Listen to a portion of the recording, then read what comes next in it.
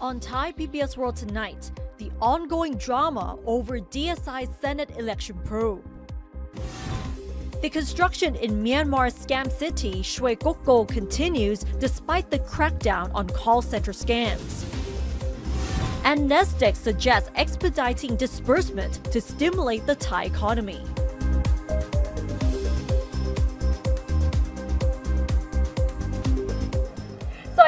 Good evening and welcome to Thai PBS World Tonight. I'm Nabuna. I'm Frank Kanchi. And we'll begin tonight with the biggest drama in Thai politics, which is the probe into the Senate election, which took place last year after the DSI found sufficient evidence of vote manipulation. So to give you a background, if we go all the way back last year, there was a Senate selection, which some of the critics say that this is actually one of the most complicated election processes in the world. And the current Senate, which consists of 200 members, were chosen from 20 professional groups in a month-long process that involved several voting rounds at the local, provincial, and national level. So many people have been saying that this is a very complicated process, which consists of several voting rounds. And complaints have been raised over alleged collusion to manipulate the results. The DSI said that they have found sufficient evidence of vote manipulation during the Senate selection last year. And this came from some of the candidates who failed to win the Senate elections, that they claim about 1,200 people were involved in this process and would receive sums of money for each voting round. And the possible charges would include money laundering and criminal associations. So the Defense Minister Phumtham Wechayachai said today that the DSI has collected sufficient evidence to substantiate the allegation made by some of the failed senatorial candidates that the Senate election last June was riddled with collusion. The DSI Special Case Committee, headed by Phumtham, is scheduled to meet on Tuesday to decide whether to accept the allegation as a special case for further investigation by the DSI. Phumtham insisted that any DSI investigation is not politically motivated, but just a legal process to examine the allegation, as he claimed that the Election Commission has asked the DSI to treat the matter as a special case. Meanwhile, Senate whips held a closed-door meeting this morning to discuss the DSI's move. After the meeting, Senate Speaker Mongkol Surasatja told the media that both the DSI and the Justice Ministry do not have the authority to investigate the Senate because the investigation rests with the Election Commission. He dismissed that the DSI's charge of criminal association against the Senate, posing a threat to national security, as illegitimate and unconstitutional, claiming that the 200 senators were legally elected and approved by the Election Commission. Meanwhile, the Law Council of Thailand received a petition and evidence of alleged vote collusion in the Senate election today from failed senatorial candidate Nathapon Toprayun. Nathapon said that they want the Senate election to be declared null and void, adding that they have asked the National Anti-Corruption Commission to probe the Election Commission for failing to perform its duty appropriately.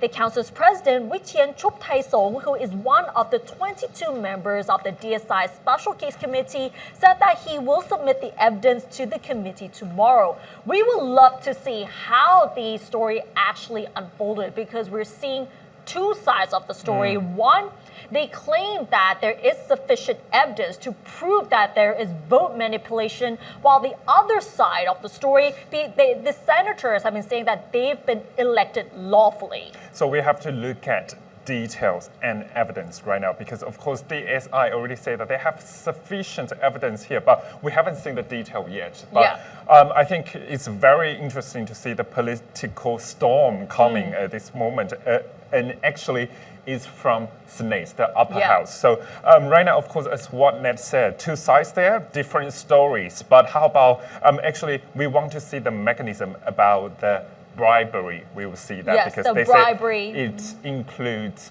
a lot of money. Yes, a lot of money, because based on what some of the failed senatorial candidates claim, there are people who have been receiving sums of money for each of the voting rounds. So we need to see the details. We have to wait for that because right now, of course, it's still in the closed-door investigation.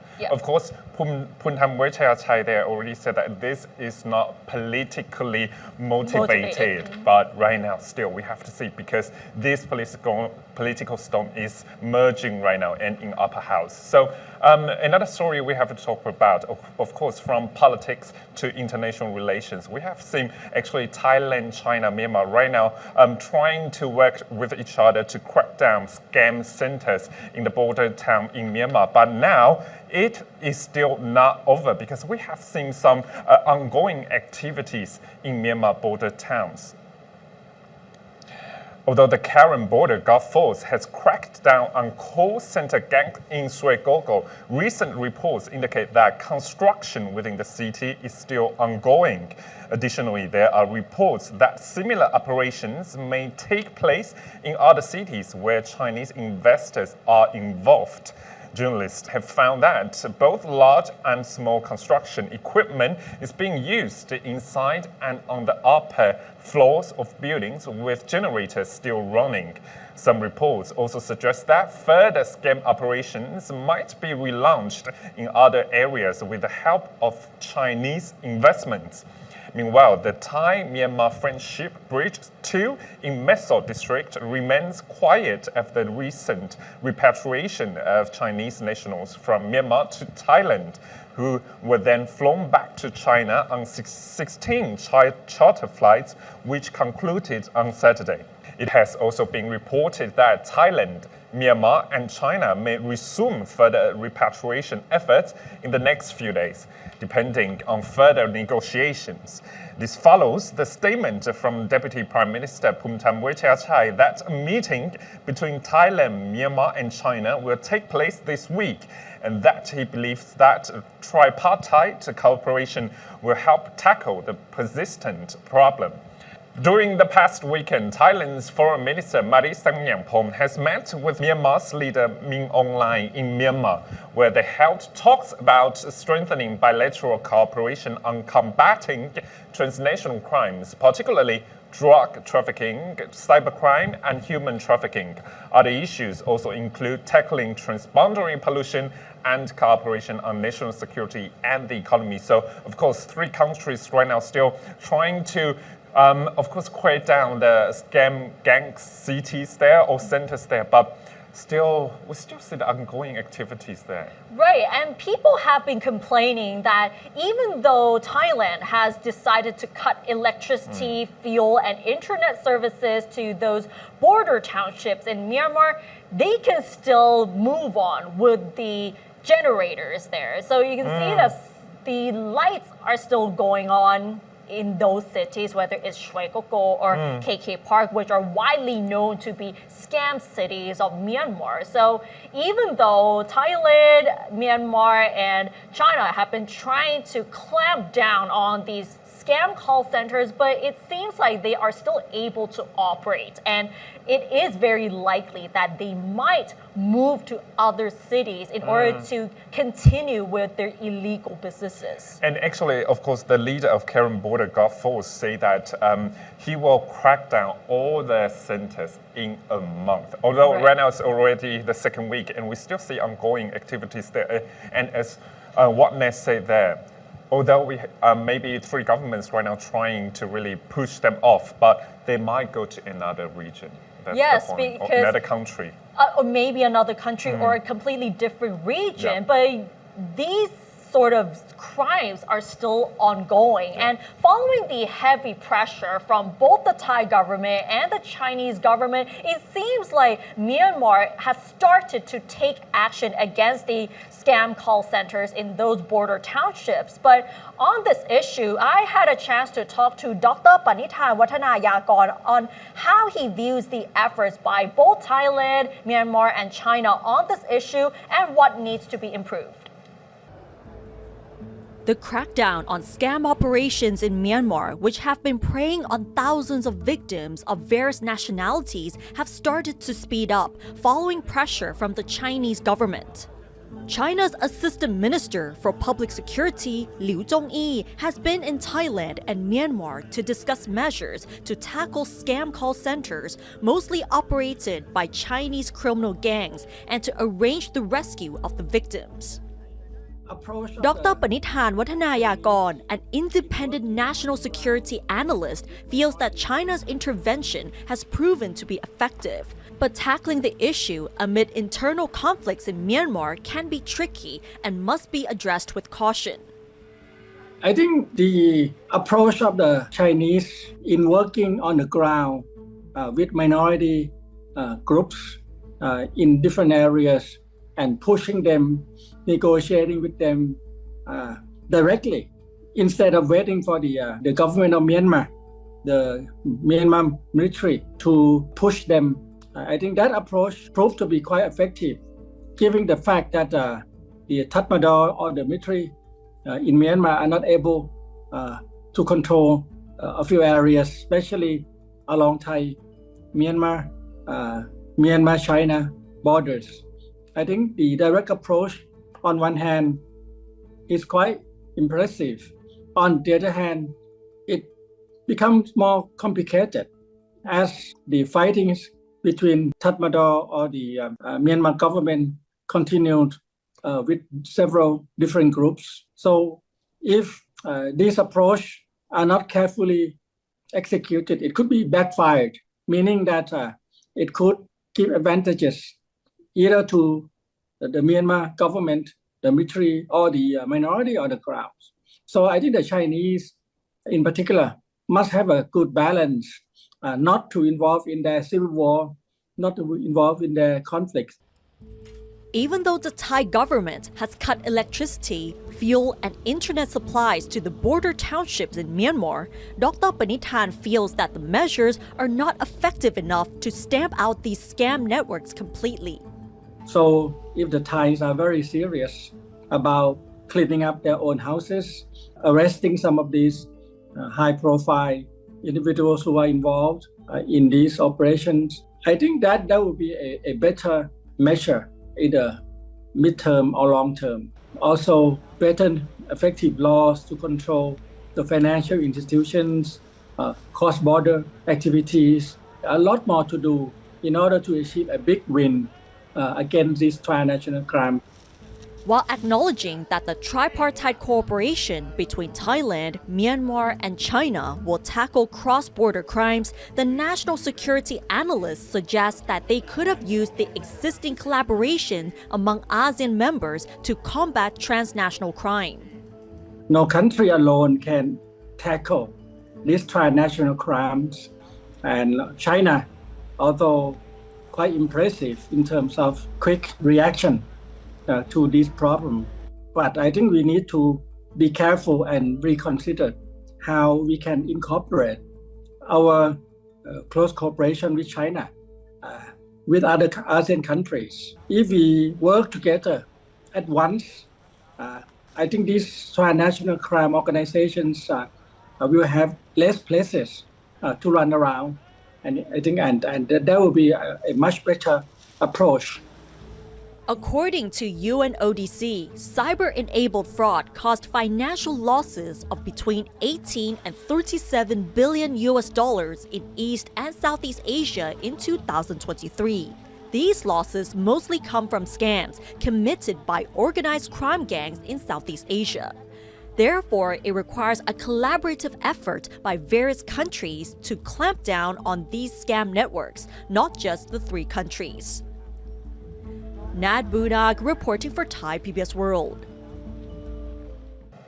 Well, to give you a recap of what China suggested to Thailand on tackling scam call centers, there are three issues which are to maintain the electricity cuts to Myanmar, tighten border controls, and to strengthen the tripartite cooperation between the three countries. But what Dr. Panithan told me the other day was that what is much more important is to consider the existing collaboration among the ASEAN countries on transnational crime and actually focus on that to tackle all of the transnational crime that are happening at the moment. And he also suggests that they should also revise the laws to control the financial institutions as well, because a lot of scams are going on all across the region. And what he also pointed out is that they should actually consider arresting some of the high-profile individuals who are actually behind the scam corporations as well. Because as they control the scam operations, as what we said, and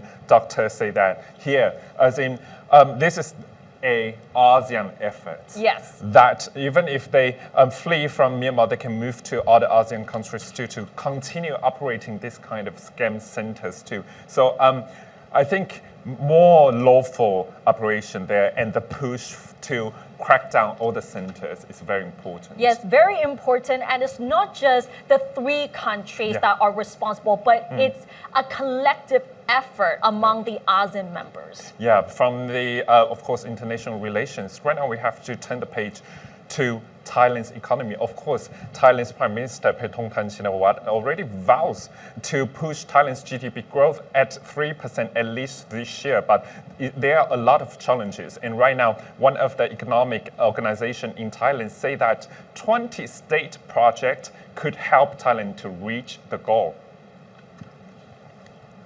The National Economic and Social Development Council, or NESDC, suggests that the government prioritize budget disbursement to inject funds into the economy swiftly. This includes ensuring that investment budgets are allocated efficiently and that 20 major state enterprise projects remain on track. Additionally, projects currently in the procurement process should finalize contracts as soon as possible to expedite implementation. These investment projects have a combined disbursement budget of approximately 90.3 billion baht, accounting for 34.2% of the total state enterprise investment budget this year. Among the largest initiatives are, very importantly, the Thai-Chinese high-speed rail project linking Bangkok and Nong Khai with a budget allocation of 14.7 billion baht, and the Purple Line electric train extension, which has been allocated 12.4 billion baht. The NESDC reports that these 20 state investment projects will inject over 90 billion baht into the economy, contributing an estimated 0.47% to GDP in 2025. Other key projects include the Orange Line electric train extension, the expansion of Thailand's electricity transmission and distribution systems, and the development of Lem Chabang Port. The government sees this investment as crucial to sustaining economic momentum and achieving its growth targets. And according to World Bank report here, Thailand actually last year, Thailand has achieved 2.6%, and this year World Bank estimate 2.9%. But this is still low comparing to Paetongtarn's target, 3% or 3.5%. So right now, of course, the state project could help, but right now, we have to see, of course, the public debt level is quite high at this moment, and ceiling is at 70%. So how to get the money to really inject in the economy is very important too. And the key is how to really push those disbursements very quickly. Exactly. And turning to another alarming issue, especially for parents, because more and more Thai youngsters are vaping e-cigarettes, which are disguised as cute art toys and sugary drinks. So far, the Thai government has gone into some of the shops which are allegedly selling these e-cigarettes to these teens. And if you look very closely at these cute-looking art toys, these are actually not toys. They are actually e-cigarettes, which are causing much concern among parents and local authorities. And these kinds of e-cigarettes often come in very bright colors, in different shapes and designs to attract the young people. And more than that, they also come in many flavors. That is why many youngsters are actually vaping these more often. And right now, the Thai government is on alert about this because these e-cigarettes can easily be found near many schools. Yesterday, the government spokesman Jirayu Hongsap led the officials from the Consumer Protection Board and the Public Health Ministry to inspect 6 shops in Klong Samwa and Bung Kum districts in Bangkok where vapes are reported to be available. And based on the investigation yesterday, 3 shops were found to be selling vapes, and the owners of the shops were taken to police stations in the 2 districts where they faced charges of trading in contraband in accordance with the Consumer Protection Act. And if convicted, they could face prison terms of up to 3 years and or a fine of 600,000 baht. And nowadays, more and more Thai teens, with some as young as 10 years old, are found to be using e-cigarettes, which are easily accessible despite the fact that they are illegal here in Thailand.